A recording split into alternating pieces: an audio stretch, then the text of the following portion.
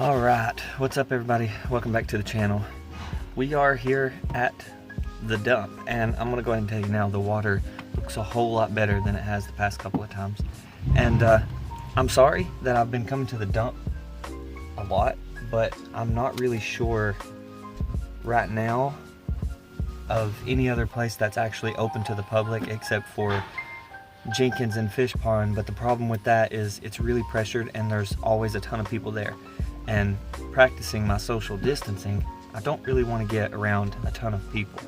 Now here, the most that I've ever seen at any given time is 5 people, and those 5 people were with me, so there's not really that many people that come here at one time. But before I do anything, I want to let you guys know that I really appreciate every one of you. My last video had nothing to do about fishing. It was all about COVID-19.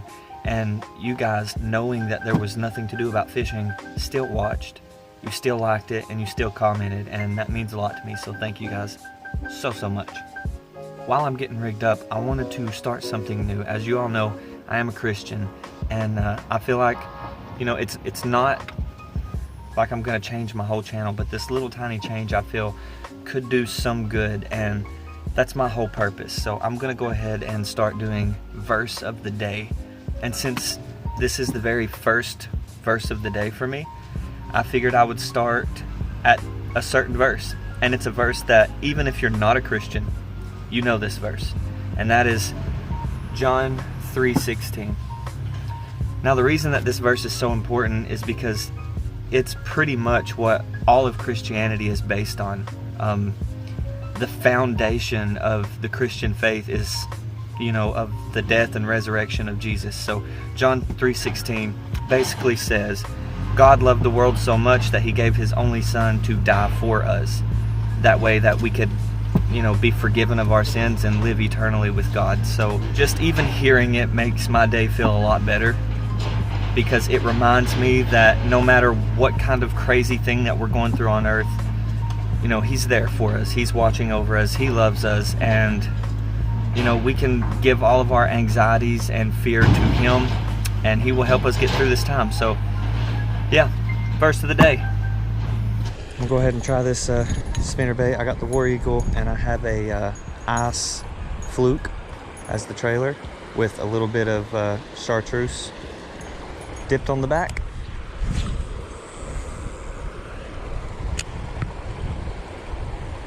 Because why not? This should be it. This should be the bait that catches a fish. If not, then I have no idea. And that's my fault. Hook sets are free. I should have just set the hook when I felt it, but I was afraid it was just bottom, so I stopped and waited, and then he tugged on a couple more times. By the time I went to set the hook, he had already let go. It's a good sign though, they're here.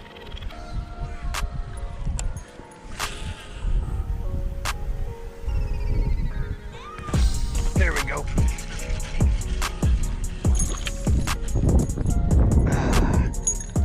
I bet this was the same guy. Come on, chill out, bud. Look at that. Look how he ate that. Right in the top of the mouth. Heck yeah. I know it's not a giant, but with what's been going on lately and how often I've been able to fish, this feels fantastic. It could not feel any better than it does right now. I don't care that you are not a big fish. There you go, guys. Fish number 1, hopefully first of many. I love you. Feels great. I'm gonna go ahead and pop it back in there. See, dude?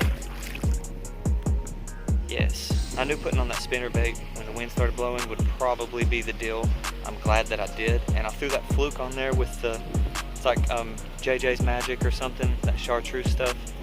I figured it would do good. I was right. Like I said, it's not a giant, but with everything going on, it's a good start. So I'm gonna get back in there. All right, now I'm gonna go ahead and say that that was the same fish. I don't know for certain, but he bit right where I missed that other one, so I'm gonna say that it was the same fish. But there you go, that's what it was on. War Eagle with an ice fluke with that garlic chartreuse stuff on the tail. Let's try to get another one. Spot number 2, we're down here at Fish Pond, and there's quite a lot of people here, so I gotta keep my distance, but hopefully we can catch the fish. Spot number 3, gotta go down that massive hill. It's the same lake, just a different part of the lake. I've actually never been to this part of the lake, so hopefully there's gonna be some fish. I think I'm just gonna stick with the chatterbait and try it, see what happens. You gotta stay tuned.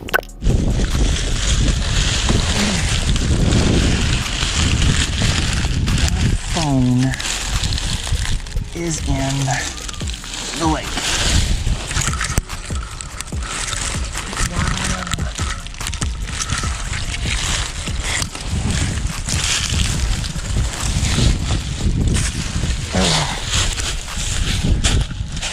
Wow.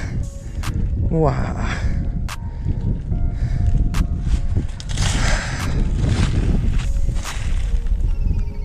Oh my God, it's still on.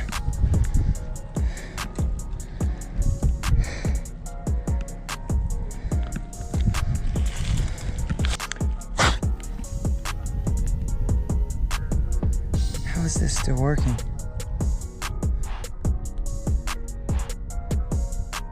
What? I don't even know what to say right now. My whole phone, and this is not a waterproof case. It's broken in 100 different places anyway, even if it was waterproof. I'll show you. Like, I even have these wired shut, but this right here, when it's on, this whole part up here is not closed. This whole part's open. And then this usually has these little clips that hold these in there, but they broke off. Like, there's no waterproof to this at all. So I don't know how my phone is not destroyed, which I guess it's still early. It could break any second, but I don't understand. It's working. I just looked down and realized it wasn't in my pocket, and then I looked in the water and there it was, just sitting on the bottom. I have no idea how this phone is still working. I just happened to look down and my phone wasn't in my pocket, and then I seen it just sitting on the bottom of the lake. So then I had to do my best to reach down and get it. I probably got, I got dirt all over my GoPro here because I had to lay down. I was in panic mode. But let me kind of show you. I know I'm using my phone to record this, so I'm going to show you like why it fell in the water, because I know why. So the problem is these pants that I'm wearing, the pockets are extremely small, and my phone was in this case. So if I put it in there, that's as far as it goes. And it must have just fell out or something, I don't know. But thankfully, somehow, it still works.